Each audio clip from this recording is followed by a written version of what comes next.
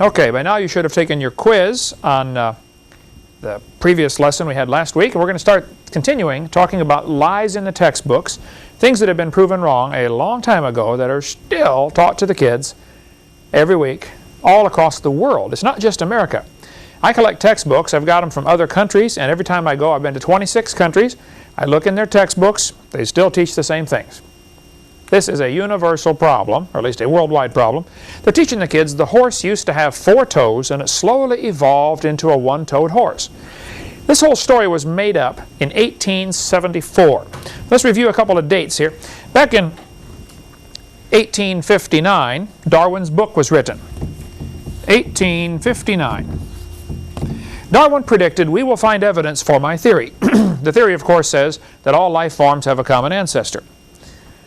He said this in 1859, and most scientists at this time rejected it. They said, this is a stupid idea, this is a dumb theory. A few preachers, liberal preachers, who at the same time, there was quite a bit of discussion going on about the accuracy of the Bible, and especially in Germany, they were called the higher critics. They were saying, well, the Bible can't be true because we know the earth is millions of years old. And so they're really attacking the Bible on all sides from during the mid-1800s. The higher critics were. So Darwin's book came out and said all life forms have a common ancestor. They said, and Darwin said in his book, we should find evidence for my theory. Over the next 15 or 20 years, a lot of people began to manufacture evidence. What's one of the ones we talked about in the last class about one of the things they document, or in the last CSE 102, 1869, a professor made up some evidence and was later proven wrong. Who remembers that one? He said, we can prove all animals have a common ancestor because as they're developing inside the mother, they have gill slits. Ernst Haeckel, correct. Made that up in 1869. 1874, it was proven wrong. Still in textbooks today, used in our county. All over the world, they're still using this, even though it's been proven wrong since 126 years ago. 1874 also, a guy named Othniel Marsh. What a first name, huh? That's a Bible name. N-I-E-L. Othniel C. Marsh. He was a fossil hunter, I believe. He made money hunting dinosaur fossils and stuff like that and digging them out and setting them up in museums. They would buy them off him. Othniel Marsh picked animal skeletons that he had found, or that other people had found, picked them from all over the world, and put them together in a series for, I believe it was for Harvard, and they still have it on display at Peabody Museum. I believe that's the one that got his original one. But he found a little bitty animal about the size of a fox, and then he found a slightly bigger animal, and a bigger one, and a bigger one, all the way up to a horse. He arranged them in this order you see in your textbooks, from the Hyracotherum up through the different kinds of horse-like animals, up to the modern horse called Equus. He put the animals in this order. Never did find them in that order. It's like finding an animal here, an animal on some other continent, and saying, wow, this one evolved into this one. Did not find them in that order. Did not even find them in the same place. He just arbitrarily arranged this order out of his imagination. That is still being taught in textbooks today as evidence for evolution. What he did not tell the folks, and I think they should have, is that this is not scientific. This is just pure theoretical, that we have this belief. It's interesting to note, the so-called ancient horse, it's a meat-eating animal, has sharp teeth, where horses do not have sharp teeth. This little bitty animal has 18 pairs of ribs. The next one in his series has only 15 pairs of ribs. And what would cause an animal to lose? You see, when you lose a complete set of ribs, you also lose the backbone that they attach to. You have to change the nerve system. You have to change the muscular system. You have to change the blood, the circulatory system. It's a major change. If I wanted you to change your car from running on 4 wheels to running on 3 wheels, what all would you have to change? A lot of stuff, right? The braking system, the steering system, the balance of the car. I mean, it's a major overhaul. And yet they're teaching this stuff, not only that it happened, but that it happened by chance. It wasn't designed, it just happened. Then the next so-called ancient horse had 19 pairs of ribs. So now you have another major serious problem. How are you going to get all this new nervous system, new muscular system? How's this animal going to survive? What about coordination? What about reproduction? Who's this 19-paired rib horse going to mate with? You got to have a male and a female evolve at the same time in the same place. It's a big world, you know. And they got to find each other. You have a real serious problem. Now, I don't care if somebody wants to believe this, but that's not science, that's religion. Then it goes back to 18 pairs of ribs for the modern horse today. So, it's just baloney.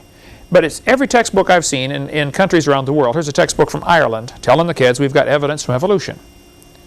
The problem is this whole thing was proven wrong in 1950. Now, it never was true. But back in 1950, a major evolutionist named G.G. Simpson said, hey folks, it's not true. Anybody that studies horses will tell you there's a large variety of horses alive right now. And the horse and the zebra and the mule can all be interbred. A lady just wrote me a letter and sent me a bunch of pictures of her Zorse. She says, I have a zebra stallion, and I have a zebra mare, and I have a mule stallion and a mule mare, and I have horses. And she said, I crossbreed all of them every which way. She said, I got pictures about that. She said, if the male is the zebra, then it's called a Zorse. If the male is the horse and the female is a zebra, then they got another name for it or something like that. They cross ponies and zebras and get a Zioni. There's several websites about this competition. Who can produce the best Zioni and who can produce the best Zorse and all this kind of stuff. Back in this biology textbook, they said the other examples, including the much repeated gradual evolution of the modern horse, has not held up under close examination. What are they saying here? In other words, it's not true. All right. 1950, G.G. Simpson, George Gaylord Simpson, who was a strong believer and a proponent of evolution, he wrote an article in Scientific Monthly, 1950, October, that said many examples commonly cited, such as the evolution of the horse family or of saber-toothed tigers, can be readily shown to have been unintentionally falsified. In other words, it's not true. It was falsified. It's been proven to be incorrect.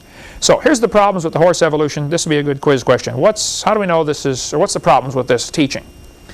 It was made up by Othniel Marsh in 1874 from fossils scattered all over the world. Now, if you were going to take this to a court of law and say, I have proof for evolution because of this horse series, any freshman law student would say, Your Honor, he didn't even find these in the same place. He certainly didn't find them in the same order. And even finding fossils in order doesn't prove anything. See, the whole problem is evolution does not have to be proven in a court of law. It only has to be made believable for the students to fall for it. And they do by the millions. Okay? A Russian scientist found modern horses in layers lower than the so-called ancient horse. Now, here's how evolution is supposed to work. They say we've got these different layers of rock, and each one is a different age, and it all means something. Now, we covered earlier in seminar part CSE 102, those layers don't mean anything. They're not different ages. But use a typical textbook, have a cross-section showing the different layers of the earth, and they'll say this one is real old down here, and this one is the newest one on top. So, according to the theory, you should find modern horses up here, ancient horses down here, and it all sounds really good, but they don't find them in that order. They find what they call a so-called ancient horse, the Hyracotherum. Let's put an H right here for Hyracotherum, or for horse. Then they find a modern horse under it. It wouldn't be directly under it, but it would be in the layer of rock that is under it, maybe someplace else. Okay? Obviously, buried in that same layer, though. So if modern horses are already on the scene before the ancient horse is around, how can this be the ancestor of this? It can't be true, and it just can't be. The little Hyracotherum is not even a horse. It's just exactly like the hyrax, little rock badger, I believe, that's still running around today in the country of Turkey and in East Africa. So if they're still alive, then it's certainly not the ancestor. You couldn't prove any evolution from the little bitty hyracotherum. Fourthly, the number of ribs are different, the number of toes are different, and the teeth are very different. The little hyracotherum has sharp pointed teeth. The horse today has a flat chewing tooth for grinding, grasses. That's what it eats. They're not related to each other. Fifthly, down in South America, when they find the fossils, the three-toed horses are on top, the one-toed horses are on the bottom. Absolutely reverse order from what is predicted by the theory. Now, the way theories are supposed to work, you create a theory, you look for evidence. If you find evidence that says, hey, this theory is wrong, well, then you throw the theory away and you get a new one. And that happens all through science except when it comes to evolution. Because this theory is foundational for many other things, like a new world order coming soon to a city near you. Okay? They're never found in the order presented. Three-toed and one-toed horses are found side by side in the same strata. How can one be the ancestor to the other? Now, the evolutionist will say to this one, they'll say, well, that's because the three-toed were gradually being phased out and the one-toed, are better and they took over, but you just happened to find two in the same area during the time that they were being, phased out. Well, I'm sorry. You can believe that if you want, but that's not science. Frank Sherwin, a good friend of mine, has at Institute for Creation Research, has a lot of information on the horse evolution if you want to get a hold of him. And there's in the book Noah to Abram, the Turbulent Years, which we offer through our ministry, it's a really good one that has a section on this horse evolution, which has been proven wrong some time ago. One man named Dan Hicks in Tulsa, Oklahoma, kept after the Tulsa Zoo, saying, why do you have this thing on display? It's been proven wrong years ago. I've got all the letters that Dan sent to the zoo and the zoo sent back to him. When he wrote to the zoo director and said, why don't you take this display down? It's not true. Okay? The director of the zoo wrote back and said, we don't have the funding to remove it. I've got the letters in my file. How much funding does it take to remove a display? I mean, I'll go do it for him in 10 minutes, okay? Give me a screwdriver and a hammer, we'll get it out of there. It's not a problem. So Dan had to get 2,000 signatures. He took up a petition. 2,000 people signed the petition saying, get this thing out of our zoo. Finally, they took it out. Now, if they had had a display in the zoo, like a Christmas scene representing Christ in the manger, one signature would have gotten it out, right? One person would complain about singing some Christmas song in a public school, and they'll take it out. Here you get 2,000 people complain before they finally reluctantly remove the display. But I was up at Peabody Museum. I've been there many times. Every time I go to the Connecticut area, I stop in the Peabody just to keep my blood boiling, because they still have the horse evolution on display there. New Haven, Connecticut. Yeah. Did I said Connecticut, right? When I get it?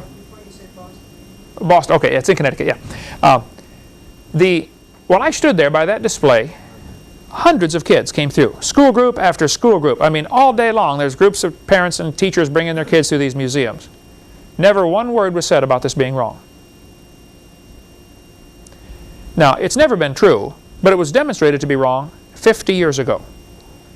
How many kids have been brainwashed by seeing this? See, the average student in school, he reads his textbook and then he goes to a museum and he sees this stuff on display and he thinks, wow, it must be true, it's been proven. So, to try to get this stuff out of the textbooks, that's not trying to get the Bible in. I just want this out. I just spent the last half hour talking to one of the Arkansas representatives from the state of Arkansas in Little Rock. He's a representative there. He was at the seminar I did a couple weeks ago in Springdale, Arkansas. He said, Brother Hovind, I'm a representative here in the House of Representatives, and you've got a bunch of Christians up here in the House and in the Senate that love your material, and we are going to write a law, try to pass a law that requires the Arkansas textbooks to be accurate, and we're going to say in the law, Arkansas will not provide funding for any books that contain the following information. Wow. About time. Every state ought to do that, I said, you send me your textbooks, I'll go through them with a fine-tooth comb, and I'll tell you what needs to be removed. There's an excellent book, if you want all of the documentation on this type of stuff, written just 1999, Icons of Evolution. It's only available in hardback, so it's kind of expensive, but It is really tremendous. He goes through 15 different chapters. Each chapter, one whole chapter about the horse evolution. One whole chapter about the gill slits, you know. If you want to document where things have been proven wrong, this guy has done a marvelous job. And I don't know if he's a creationist or an evolutionist. Doesn't matter. He's a researcher, okay? You can get it through our ministry, through our bookstore out here. What they'll do, though, for the textbooks, they will arrange some animals in order, like this one. Shows, you know, the one bigger animal on top and a smaller animal on the bottom. Now, what's that do psychologically for the student who sees this? He thinks, wow, this is proof. Putting pictures on a page in a book is not evidence. It's evidence you have a good imagination. This is brainwashing, folks. First of all, they don't find animals in the order that they predict.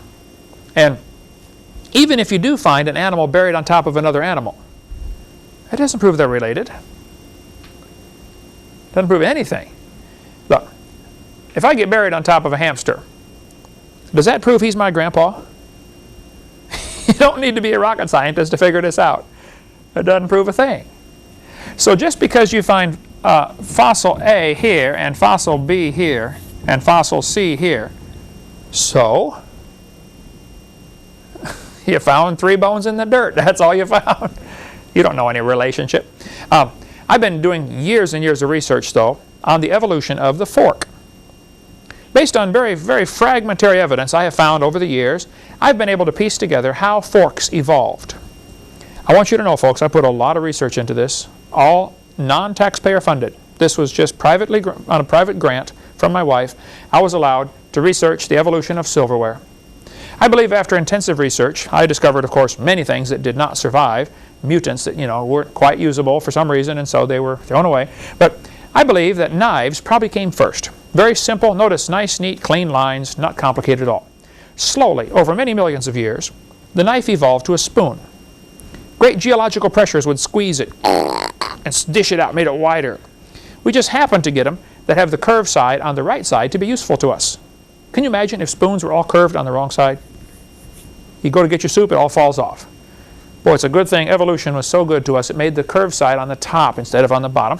And then very slowly, over millions of years, the spoon got grooves cut in the end, probably by erosion. I'm not sure about that. Slowly, the grooves got deeper and longer and wider, and it went from a short tine fork to a long tine fork. While I was researching this, I became to quickly realize I have a missing link.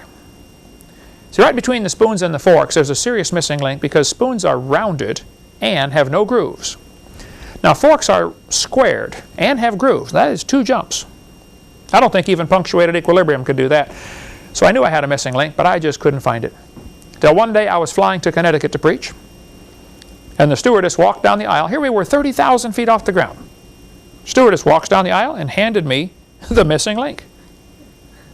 I don't think she knew what she had, but my trained scientific eye picked it up right away. I said, wow, I got it. The missing link. Later that day, the preacher said, hey, you want to go get some chicken for supper? I said, that'd be great, brother. We went to Popeye's Fried Chicken, and I found another missing link, folks. There they are, the missing links. So the evolution of silverware is nearly complete, which means I need to get a government grant now to renew my research and continue. About 30 or 40 million ought to do it. Eric, think we could finish up on this for 30 or 40 million? By the way, while I was doing research on this, people sent me stuff from all over the country, thinking they may have found, a link in this. There were some very obvious frauds. Somebody tried to pass off what is anybody should be able to tell. This is a fork head on a spoon handle. I didn't fall for it. I caught it right away. They glued them together, and they didn't get it past me. I just want you to know. So we do thorough research in this field. Arranging things in order doesn't prove a thing. If you arrange words in order, Alan Lawrence in the wheelchair, a good friend of ours here, Alan spent quite a bit of time putting words together to show how that you can turn a cat to a cot to a dot to a dog, changing one letter at a time. Does that prove the cat and the dog are closely related with only 2 intermediate species between them? No. Matter of fact, if you play around with this for a while, you can turn yourself into a fool before you know it. That's exactly what's happened to those who believe we all came from a rock, and Satan is laughing at them, and it's tragic. See, they're not the enemy, the devil's the enemy. And we've got to somehow learn to love the sinner and hate the sin, These guys who believe in evolution are not the enemy. They're the mission field. But as long as they're hurting other students, I think somebody ought to stand up to them and say, look, what you're doing is dangerous, it's wrong, you're destroying the faith of other students, knock it off. Okay? Textbooks now are teaching that dinosaurs turned to birds. This article says birds, or dinosaurs, are alive as birds.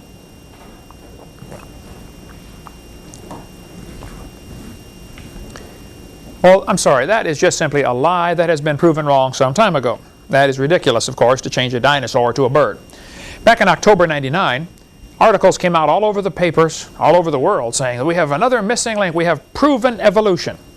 We found a missing link between birds and dinosaurs. National Geographic, October '99. Proof, breaking news, the missing link, we found it, folks. January 2000.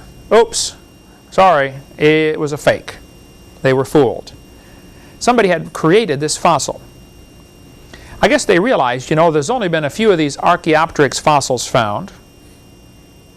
And they're selling, if you could buy one, for millions of dollars.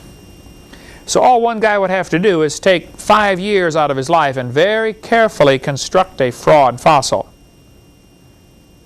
And he could make a bunch of money. Retire, him and the whole family retire for life. They had a deal in the paper a couple months ago about this fossil that's been on display for years in this museum. They're so proud of it.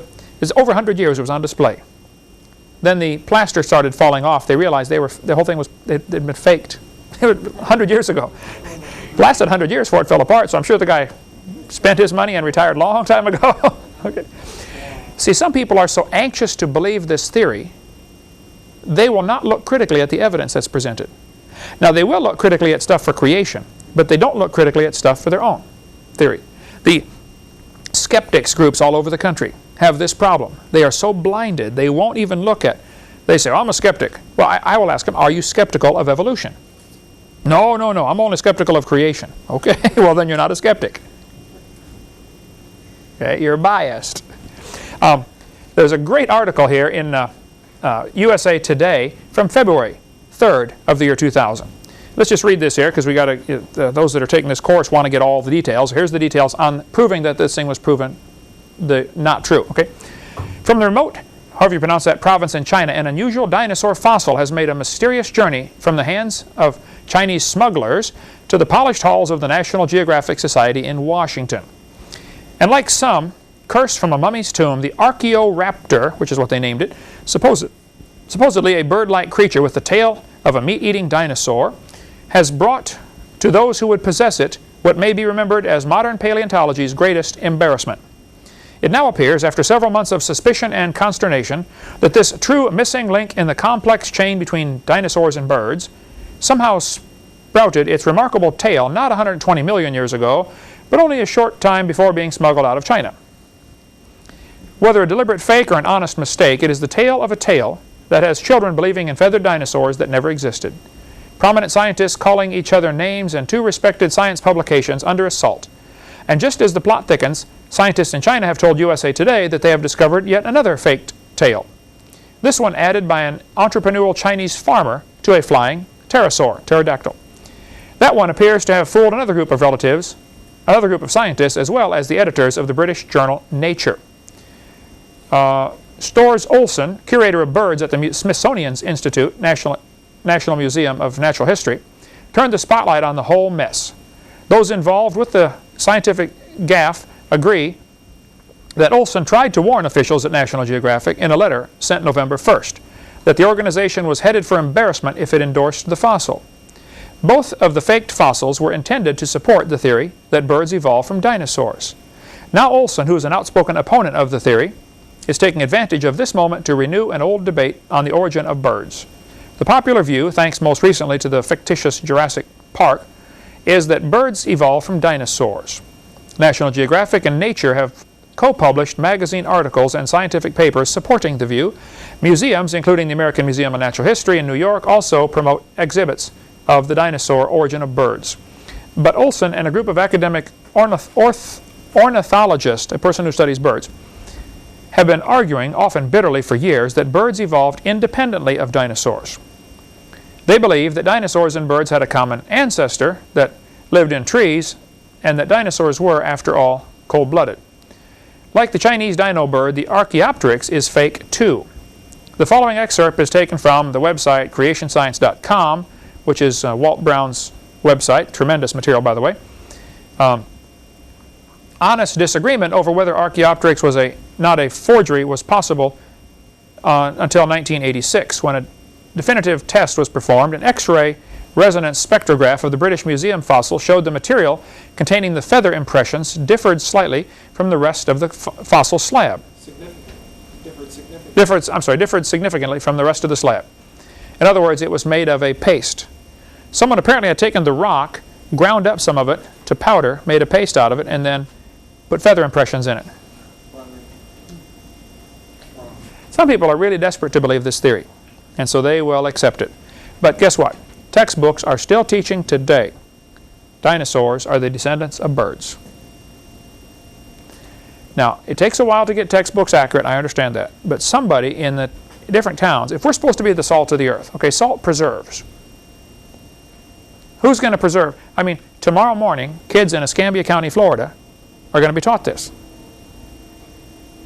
Well, let's do something about it, okay? Let's fix it. There are several ways to fix the problem. We'll get into that later in this course. But one way is just simply educate all the students. Grassroots. That is unstoppable, but it takes a long time to accomplish that. The other way is to educate all the teachers. Just get all the teachers where they don't believe in this theory. The third and more complicated and much slower way, and probably least likely to succeed way, is to pass laws, try to attack the Capitol and say, look, get this stuff out of the books. And I think we should work on all three fronts on that one. But telling kids that dinosaurs turned to birds is ridiculous. Look, in case you don't know, you don't just put a few feathers on a dinosaur and say, let's go, man, try it, it won't hurt too bad. Okay, it's not quite that simple. Dinosaurs are very, very different from birds. Somewhere along the line, if he's going to turn from a dinosaur to a bird, his front legs are going to have to turn to wings. Which means at, say, 50% of the way, he's got a half leg and a half wing. It's not enough to fly yet, but now he can't run very good either. Very well, Jan, English teacher, right? So who's going to feed this critter? He can't run and he can't fly. Think the other animals are going to bring him food and feel sorry for him while he's slowly evolving into something else? See, in order for evolution to work, all of the intermediate stages have to be superior to the original. Nobody's ever demonstrated that. Not one time has that been demonstrated, that it's even possible. Secondly, we never see any animal produce a different kind of animal. Nobody ever observes any of this. It's pure fiction. They make it up. There's a textbook from Glencoe, 99 edition, saying, we have evidence from science that dinosaurs turned to birds. They're still teaching this stuff. Dinosaurs did not turn to birds. Alan Fiducia is considered one of the world's experts on birds. Okay, he teaches at university in North Carolina, UNC, Chapel Hill. He said, and I quote, paleontologists have tried to turn Archaeopteryx into an earthbound feathered dinosaur, but it's not. It is a bird, a perching bird, and no amount of paleo-babble is going to change that. The word archaeo will be a good quiz question here. Archaeo means ancient. And pteryx is a Greek word, or Latin or whatever, for wing. So Archaeopteryx is ancient wing. If it has the word archaeo in it, it means old or ancient, okay? He says it's a perching bird. See, a bird's foot has a claw sticking out the back. One of his toes comes out the back so he can land and grab a tree branch. Reptiles don't have that. So just the toe structure would have to radically change to go from a walking foot to a grasping foot. Not too many birds do a lot of both, okay? They either nest in trees a lot or they walk on the ground a lot. But it's difficult for a bird that walks on the ground a lot to be comfortable nesting in trees because the toes are different. They're designed for what they're designed for. So Archaeopteryx means ancient wing. Archaeo is the word ancient. They will point out that the Archaeopteryx has claws on his wings. Now let me point out to you, only 6, I believe now, 5 or 6 Archaeopteryx fossils have been found. The first one was found in Germany in, I think, 1859. Somewhere around that date, okay? What was going on around 1859? Darwin's book. People are looking to criticize the Bible anyway. A lot of countries have thrown off the king, anti-monarchy, and the Bible says honor the king, and so they thought the Bible was an obstacle. There was a real problem in the world in the early and mid-1800s where evolution came along at the right time where it was readily accepted. They're looking for this theory anyway. Also, evolution teaches, we'll get into more of this later, that different races might be superior to other races. 1859, we had slavery in this country. Civil War wasn't fought till a couple years later. Emancipation Proclamation wasn't until 1863. So when Darwin came out and said there are favored races, some people said, well, hey, obviously that's the whites over the blacks. Hitler comes along and says, no, obviously that's the Norwegians and the Germans, the blonde-haired, blue-eyed, you know, they were the superior race. And a lot of people use this theory to justify what was already happening or what they're already doing anyway. And then along came guys who said, well, hey, if evolution is true, then there are no moral rules. There are no standards. By the way, it is a good, fair question. If evolution is true, how do you tell right from wrong?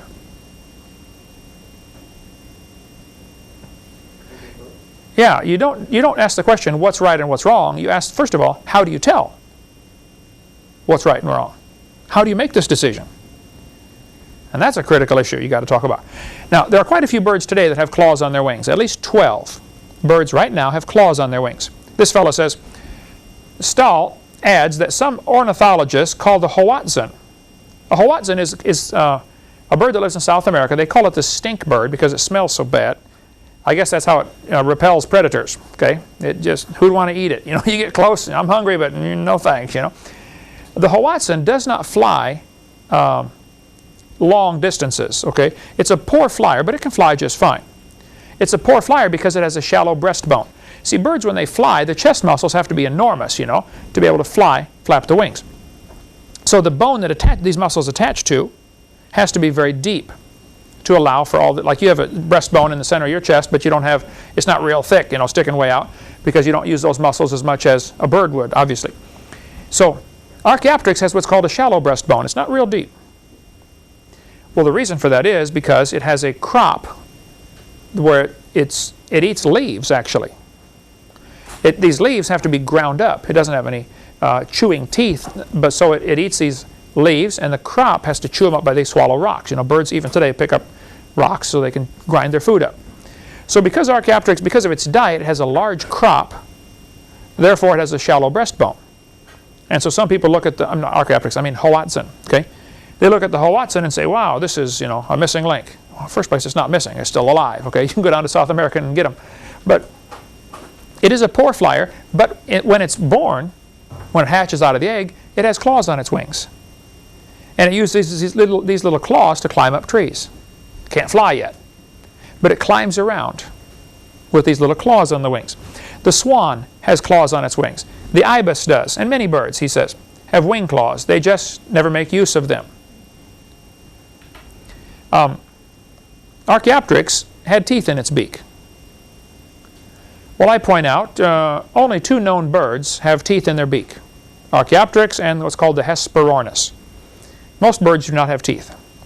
But some fish have teeth. Some don't. Some reptiles have teeth. Some don't. Some mammals have teeth. Some don't. Some of you have teeth. Some don't. Okay? It doesn't prove anything. And obviously, a kindergartner ought to be able to figure it out. If you're going from used to have teeth to don't have teeth, that's not getting better. But that's an example for evolution. They'll say this bird lost its teeth. Well, how is losing something evolution? That's backwards compared to what you need. This one says, this textbook, Hope Biology 94, says the descendants are the birds which evolved about 150 million years ago. Bird feathers evolved from the same scales that protected the dinosaurs so well. Now imagine yourself, high school student, teacher says, for homework tonight, Read the following 8 pages and answer the questions at the end of the chapter. You remember in high school, you're going to read those 8 pages reluctantly and answer the questions as quick as you can. And one of the questions is going to be, what did feathers evolve from? You're going to say scales, because that's what they told you in the book. It is so unfair to send students off to war. I mean, if an enemy country attacked the United States, would we send all the 5th graders off to fight them? No, you guys are in the Marines. You get the biggest and the brightest and the best. Well, not Marines, the brightest, but you get the biggest and the strongest you can get. I'm sorry, Steve. And you send them off. You want to get the best you got out there. And you give them the best weapons available. And you pay them the most money of anybody gets paid in the country. Is that right? Well, not quite, but almost, right, Steve? You don't send 5th graders off to battle. We have a real serious problem with lies in our textbooks, and we're sending the kids off to have to fight against this. The adults ought to be fixing this one. It's very simple. This is not true. So you go to your school board, your county, whoever's selecting your textbooks, and say, look, the information on page 214 is wrong. Let's cut that page out of the book. We'll get into more later on what you can do about the lies in the textbook, some practical steps to attempt to take. Their argument is that feathers came from scales. There are some very serious problems with this argument. And we're going to talk about that after we take a little short break here. But they're teaching that scales turned into feathers. Well, animals today still have scales. Why aren't they turning into feathers? How many animals are alive right now that have scales, would you guess? Billions and billions? Do we ever see one even starting to evolve? It's so ridiculous. The Bible says God sends them strong delusion. I can't think of anybody being more deluded than somebody believing we came from a rock over billions of years. They are deluded. And I feel sorry for them. The devil has blinded them. We want to try to win them to the Lord. All right, let's talk about this scales and feathers. The argument is they have to be related because they're both made from the same material. Feathers are made out of a protein called keratin. Scales are made out of the same protein. So are fingernails. So is hair. What does that prove? Nothing. Okay? This floor is made out of wood. So is the roof. So are the walls. Does that prove that one evolved from the other?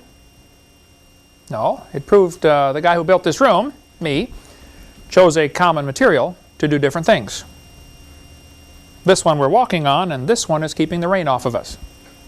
And this one is keeping the wind out. Okay? You used a common material for different functions. Wood can be used to build a boat. It can be used to build a fire. It can be used for all sorts of things, okay? So the argument is, because they're both made from keratin, therefore, that proves one evolved from the other. Now again, if this had to be taken to a court of law, it'd be laughed at. But it never is, okay? And it needs to be. The protein keratin, K-E-R-A-T-I-N. By the way, somebody sent me a slide years ago that I used in my seminar about this before I was using PowerPoint, I was using slides. Other people would make slides for me and send them to me. Somebody sent me a slide and keratin was misspelled with a C. I didn't catch it. And I used the slide for, one months. And one woman I debated used that as evidence that nobody should listen to me because I don't know the difference between keratin, which is the coloring found in carrots, and the protein keratin with a K. Okay? So therefore, everything else I say must be wrong. Well, I apologize for the misspelling. Spelling was not my strong point in school anyway, and nor is it now. But praise God for spell checker, right? But even still, that's ridiculous, okay? I apologize for getting the wrong spelling, but I do know what I'm talking about. Yes, they're both made of keratin, but that doesn't prove any relationship. Battleships and forks are both made from the same metal. Aren't they? See, that proves they both evolved from a tin can 18 million years ago. That's the type of logic they're using here. Actually, scales and feathers develop from different genes on the chromosome. This DNA strand, this chromosome strand, each of the rungs across that ladder is called a gene. Those different genes do different things, okay? A certain section of the gene code tells the reptile to make scales, which is actually just a folded, hard part of skin, okay? The feathers come from a different section of the chromosome. It doesn't come from the corresponding section of the chromosome on the bird like it does on the reptile. At the morphological level, studying this thing scientifically, feathers are traditionally considered homologous with reptilian scales. However, in development, that means as they develop, the genes that code for the feather and the scale are coming from a different part. In morphogenesis, in gene structure, in protein shape and sequence, the filament formation and structure, feathers are different. They're different in every way from a scale. Clearly, feathers provide a unique and outstanding example of an evolutionary novelty. The guy gets a little bit of it, but he don't get it, does he? He still thinks it's evidence for evolution. But he says they couldn't come from scales, that's for sure. Another serious problem you have trying to teach that reptiles turn to birds is the lungs are different. You and I have two lungs as you breathe in and you breathe out. The diaphragm at the bottom pulls down, sucks the air in, pushes up to push the air out. Birds have a very different type of lung because flying takes an enormous amount of oxygen. So they have to have a lot more oxygen. The oxygen goes into the bird's lungs and goes through all these tubes. It is totally different. Now, if you're going to go from a reptile-type lung to a bird-type lung, you'd have to have a zillion changes in between the two. And not only would the lungs have to change, the blood supply to the lungs. The genetic information to supply that change for the next generation has to change. Who's this bird going to marry, or half-bird going to marry? You got all these same problems again. Okay. You probably could list 30 or 40 problems with this, but the lung structure is totally different between reptiles and birds. Okay, there's no similarity at all. Another major problem they have, by their geologic column dating, modern birds exactly like we have today are found way down here, lower than the so-called Archaeopteryx. They've been saying Archaeopteryx, by the way, we got a new economy-sized piece of chalk here.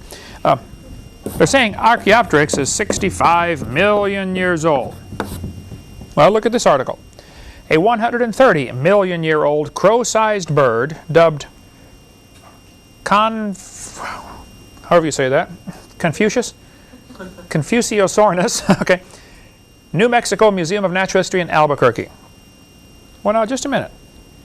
If a 65 million year old bird is the ancestor to birds today, and you've already got birds around 130 million years ago, am I seeing a problem here? Archaeopteryx can't fit in anywhere. In western Colorado's dry mesa quarry, Brigham Young University archaeologists have come upon the 140 million year old remains of what they are calling the oldest bird ever found. It is obvious that we must now look for the ancestors of flying birds in a period much older than that in which the Archaeopteryx lived. Well, now hold on a minute. Do you see from this statement, he is admitting Archaeopteryx can't be a missing link. He's admitting birds were already here, by his thinking, 130 million years ago. And then he says we have to look for a different way they evolved. He still doesn't get it. He just doesn't, jump frog, jump. He just doesn't get it. Maybe it's time to consider, Mr. whatever your name is here, maybe it's time to consider that the entire theory is baloney. When the guys came back from Africa and said, folks, we have strong evidence that some dinosaurs are still alive. And then he said, it's amazing they survived for 70 million years. Still doesn't get it. The whole geologic column is baloney. That's the problem. Here's another one. The remains of a bird which lived between 142 and 137 million years ago, recently found in China. The discovery made by fossil hunting farmer announced by a Chinese-American team of scientists, including Alan Fiducia from UNC and Larry Martin from University of Kansas, provide the oldest evidence of a beaked bird on Earth yet found. The Chinese bird, claim its discoverers, probably lived at the Jurassic-Cretaceous boundary prior to the arrival of these other ones and could not possibly have descended from them. My point is, even evolutionists are admitting birds were around, by their twisted geologic thinking, before Archaeopteryx. So why do textbooks still teach the kids tomorrow in our county that Archaeopteryx is a missing link? That ought to be removed. You can document it's not true. Jurassic bird challenges origin theories from GeoTimes, 1996. This guy says, there are plenty of other reasons to refute the dinosaur-bird connection, says Fiducia. How do you derive birds from a heavy, earthbound, bipedal reptile that has a deep body, a heavy balancing tail, and 4 shortened forelimbs? Biophysically, it's impossible. Here's the problems that I see. The lungs are totally different. Modern birds are found in layers lower than dinosaurs. I mean, according to them, dinosaurs died out 65 million years ago. Yet they're saying we've got birds 130 million years old, 140 million. How can dinosaurs turn to birds when birds are there before dinosaurs were even gone? Scales and feathers attach to the body very differently, and they develop from different genes on the chromosomes. Birds have a 4-chambered heart. Most reptiles have 3. Here's another very serious problem with this, because a 3-chambered heart brings in the blood from the lungs, which has oxygen, and it brings in blood from the rest of the body, which does not have oxygen. Your body's used it up, and it mixes them, and it sends it out as a mixture. It's only half oxygenated, and they can survive just fine on that. That's why a lot of lizards and reptiles, they lay around an awful lot. Okay, they just don't have the energy to run around hard all day, like our dog. But birds have a 4-chambered heart, and so do humans, by the way. So the blood goes from your body into the heart, then it's pumped to the lungs, comes from the lungs back into the heart, then it's pumped back out to the body. So all of it goes through the lungs one time. So it's going to get oxygen. Reptiles don't do that. Now, a few reptiles do have a 3-chambered heart. Okay, I'm sorry, a few reptiles do have a 4-chambered heart, but most do not. They found a dinosaur fossil here recently. They said the heart was petrified. Very unusual, but I've got pictures of that. I'll add it in here to part 4. Make a note, Marlissa, to remind me to move that picture into part 4. I think I have it now in part 7b, if I'm not mistaken. But and they found this dinosaur skeleton and the rock inside the chest. They said this is his heart, and it could very well be. I don't know. And they've x-rayed it and said we think it has 4 chambers to it. That could very well be also. And they're saying, see, in order to go from a dinosaur to a bird, one thing that has to change is the heart, and we've got proof that it changed. Well, you got a long stretch there from the evidence. Okay. Reptiles lay leathery eggs. Have you ever seen a turtle egg? You know, it's real leathery like shell. Birds have a hard egg that cracks very easily. Watch when they have the crocodiles hatching out on TV. You'll see the egg, you know, kind of crumbles like a raisin. Bird eggs don't do that. Okay? So the eggs are totally different. Swinson, British Museum of Natural History, they've got the largest fossil collection in the world. He said, the evolutionary origin of birds is largely a matter of deduction. There is no fossil evidence of the stages through which the remarkable change from reptile to bird was achieved. Notice what he says here. He still believes in evolution, doesn't he? He thinks the change was achieved, doesn't he? But we just have no evidence for it. So he's not going to abandon the theory. He's just going to admit there's no evidence. Well, that's, I suppose, step 1. I doubt he'll ever take step 2 because he loses his job, you know, but he did take step 1. Yay. There is no evidence for it. And again, the book Icons of Evolution has a whole chapter on the flaws in the bird change. So you can get that book. It's got a great section on that. So Richard Dawkins, who hates creationists, says, it is absolutely safe to say that if you meet someone who claims not to believe in evolution, that person is ignorant, stupid, or wicked. Well, this guy's real open-minded for a discussion, isn't he? This shuts down communication, of course. And this tells Richard Dawkins' students would say, don't even talk to creationists because they're stupid. And that's the attitude that's out there, folks. Sir Arthur Keith strongly believed in evolution. He wrote the foreword to Darwin's book. They republished the book every once in a while. And when they republished it on the 100-year anniversary, which is going to be a big deal, 1959, 100-year anniversary of Darwin's book, they said, Sir Arthur Keith, you're one of our favorite evolutionists of the day. We would like to honor you with giving you the right to write the introduction to the book. Arthur Keith said, evolution is unproved and unprovable. We believe it because the only alternative is special creation. And that is unthinkable. In other words, you're not allowed to think about that. That's quite a confession. And they printed it in the front of Darwin's book when it was republished in 1959. Well, I appreciate Sir Arthur Keith's honesty. He's right. It's unproved, it's unprovable. By the way, so is creation. You can't scientifically prove either theory of origins. So the obvious question comes up, if neither one can be proven, if both have to be taken by faith, why do all of us pay for one to be taught in the schools? When I offer my $250,000 for anybody with evidence for evolution, they will say, of course we can't prove evolution, can you prove creation? And I say, oh no, can't do that. And they say, well see, what's the big deal? I say, well obviously the big deal is, how come I have to pay for your religion to be taught? And thinking evolutionists are totally stumped by that. It finally dawns on them, wow, he's right. Look, if you believe in evolution, that's fine, you have a right to do that. If you want to believe you came from a rock, that's perfectly fine. I don't care what you believe. You want to use my tax dollars to teach my kids your theory that we came from a rock? Oh, now, right there we have a little problem. That's where we're going to draw the line. Now I'm going to go to my grave, probably early, because of preaching against this. But, okay, it's just, I'm not going to shut up about it. Okay, we're going to fix this or die trying. Professor Bunauer at the Strasbourg Zoological Museum said, evolution is a fairy tale for grown-ups. Long ago and far away. Isn't that what evolution says?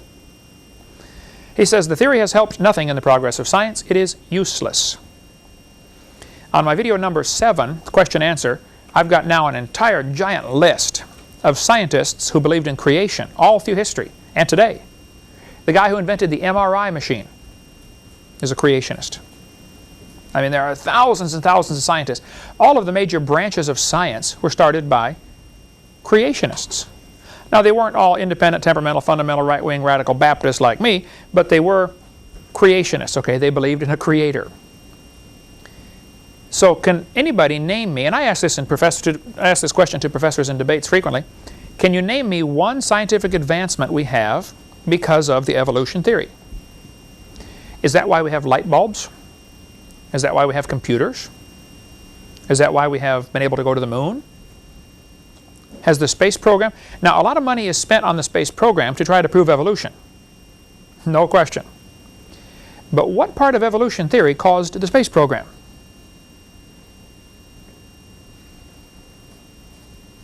He's right. The theory is useless. Even if it's true, it's useless. And if it's not true, it's dangerous. It's worse than useless. Malcolm Muggeridge spoke at University of Waterloo. I've spoken there. That's where the girl with the blue hair and all the ears pierced 15 times and tattoos on her neck, and she came up. It was so funny. Here I am speaking on creation in the University of Waterloo, you know, Canada. A whole crowd of students gathered around, you know, and we had gotten permission to set up a table and a microphone and draw a crowd. And boy, did we draw a crowd. It's a very liberal university. And she walked right up. Here I am speaking away, you know, and talking to the crowd. And she walks up right in front of me and says, you got permission to do this? I said, yes, ma'am, we do. She said, this is kind of weird. That's all I could do to maintain my composure. Lady, you want to see weird? Come with me. Let's go find a mirror. I will show you weird. I mean, hair about that long and all bright blue, you know. I don't care if you're going to cut your hair and call it blue, but don't call me weird, all right? Malcolm Muggeridge said, I myself am convinced The theory of evolution, especially the extent to which it has been applied, will be one of the great jokes in the history books of the future. Posterity will marvel that so flimsy and dubious an hypothesis could be accepted with the incredible credulity that it has. Why would so many smart people, smart in other areas, accept this theory? He's right. Someday, they're going to be laughing at those people who believe in evolution. But in the meantime, it accomplishes the goal of keeping them from Christ, or if they're Christians, of keeping them from being bold Christians, because they got all these questions. You were saying how you were taught this stuff in school. I'm telling you, it'll destroy your faith. If you're already saved, it'll neutralize you. If you're not saved, it'll probably keep you from getting saved. That's exactly what Satan wants. He's a liar. He doesn't care how he gets it done. Just get the job done. This man said, scientists who go about teaching that evolution is a fact of life are great con men. The story they are teaching may be the greatest hoax ever. In explaining evolution, we do not have one iota of fact. I was debating Pigliucci at the University of Knoxville, Tennessee. He's a botany professor. He spent 30 years teaching evolution of plants. He's been teaching it for 30 years. He's received $655,000 grant money to study the evolution of plants. I said, Dr. Pigliucci, what is your best evidence for evolution? He said, the fossil evidence of whales. Now hold it. How come your best evidence you have is in somebody else's field? I don't think he'll ever catch on to that, but I mean, that ought to dawn on somebody. Like, he thinks the paleontologists have the evidence. Now, if you ask a paleontologist, what's your best evidence of evolution? Oh, the evolution of plants. We've got it proven in the botany department. Okay. It's one of those shell games. Yeah, nobody has the evidence. Okay, there isn't any. Pierre de Chardin was a Catholic priest, kind of a renegade Catholic priest. He is one of the fellows involved in the Piltdown hoax. He may have been the guy who did it. We don't know, okay? Pierre de Chardin has a very shady history, okay? He is probably one of the primary fellows, if not the primary fellow, responsible for getting the Catholics to accept evolution. 3 different times, popes have come out and said, evolution fits our religion just fine, except for when God gave them a soul. Basically like Hugh Ross teaches, okay? Yeah, Hugh Ross gets along great with the Catholics as far as their doctrine of, evolution blending in with creation. Pierre de Chardin said, evolution is a general postulate to which all theories, all hypotheses, must henceforth bow in order to be thinkable and true. Evolution is a light which illuminates all facts, which all lines of thought must follow. This is what evolution is. I'd say he's kind of committed to the theory, wouldn't you? My Bible says God's Word is a light. It's a lamp unto my feet, a light unto my path. Evolution is not a light that everybody must follow. But if a kid goes to school 12 or 16 or 20 years in our town, now you got to understand, Escambia County is one of the top counties in the country as far as churches per capita. I think Santa Rosa County is in the Guinness Book of World Records. There are more churches per person in that county, I believe, than any place else in the United States. And I think we're a close second. We're certainly up in the top 2 or 3 percentage points in all the counties in America. Here we have, I think, 120 Baptist churches in this county. Probably well over 200 churches of other denominations. There's an awful lot of churches in this county. And yet kids are going to go to school in this county and learn all these things that have been proven wrong for many years. What are we doing about it? We're supposed to be the salt of the earth. Salt preserves. When I first moved to town, I started writing letters to the editor about evolution. That's what started my whole ministry. Writing letters to the editor. I went down and talked to Katie Knight, the lady in charge of selecting the science curriculum. I went in and I said, look, you're teaching things in these books that have been proven wrong a long time ago. After several meetings with her and letters back and forth, she said, Mr. Hovind, You are the only person in the entire county who's complaining about this. Well, first, I hope that's not true. But if it is true, that's a sad commentary on Christians. We got a lot of Christians who are more worried about who wins some dumb Super Bowl game than what the kids are going to be taught tomorrow that's going to affect their life possibly forever. Certainly for this life it's going to affect them. And it has cost, all three of my kids are in the room here tonight. When we started this ministry 12 years ago, it's cost you three. Dad was gone a lot. I'm still gone a lot. I take this battle seriously. It's been a sacrifice for my family. It's been a sacrifice for me personally. This is a war, folks. You guys in the Marines are willing to go off to war, leave your family, possibly get killed. Praise God. I'm glad you're out there defending my freedoms. Well, I'm out there defending your freedoms on this creation evolution topic. We need some more people doing that. Salt preserves. Our job is to preserve from corruption. We're not doing it. Salt also irritates. If nobody's irritated at you, you're probably not a very good Christian. You can pretty much tell how good a Christian somebody is by how many people hate him. Everybody says, oh, you should love, love, love. Yeah, I do. If you love God, people will hate you. If nobody hates you, then you don't love God very well, do you? So why do people believe in this theory anyway? Why would anybody believe we came from a rock? Well, some people believe it because that's all they've ever been taught. When I spoke in the university in Chernovsy, Ukraine, they had 30 professors. Are you from Chernovsy? You're from Russia, not Ukraine, right? Okay. You're from Chernovsy? Okay. When I was in your town in Ukraine, I spoke at the university. 30 professors came, sat in the room. I spoke for 2 hours. These 30 professors sitting in the room, I'm speaking for 2 hours to an interpreter.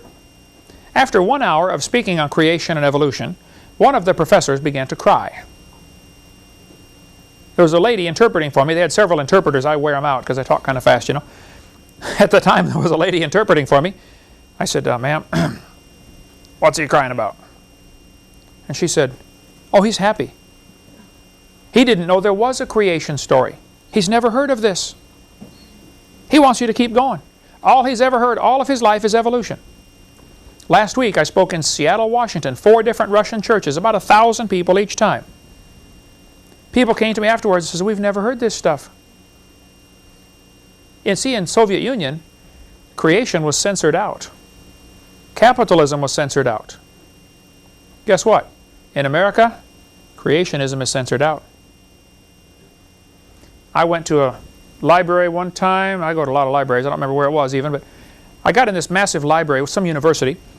I got on their computer Erica search program, and I said, how many books do you have in here about evolution? 1,400 titles. How many books by? And I typed in some major evolutionist authors, Stephen Gould, Niles Eldridge, and these kind of guys.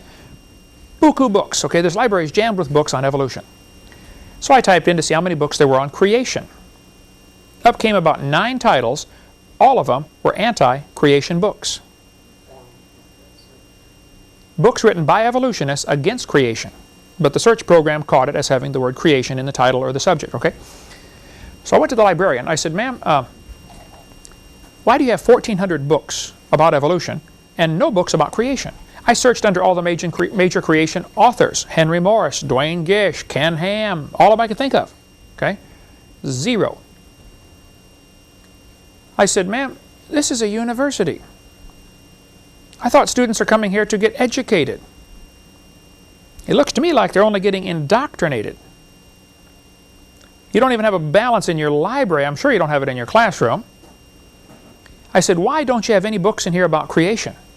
She said, we do have a book in here about creation. I put it in here myself.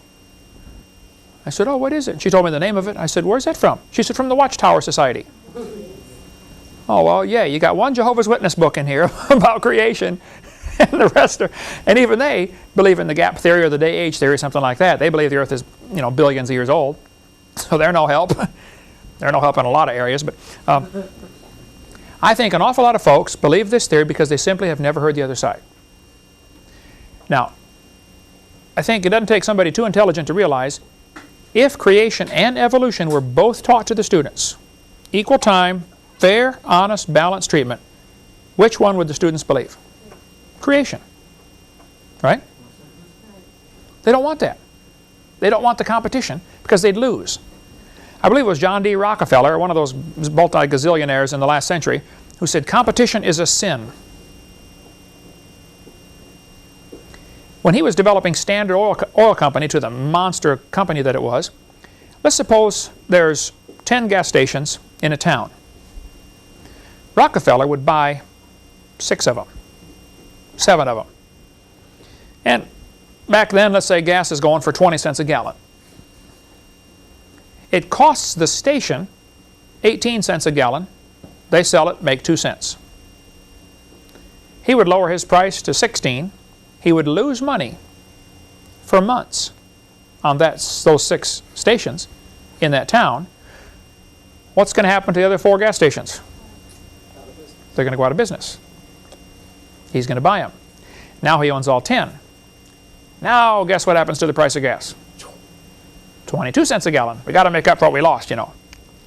That's exactly what happened all over. His philosophy was competition is a sin. Eliminate the competition.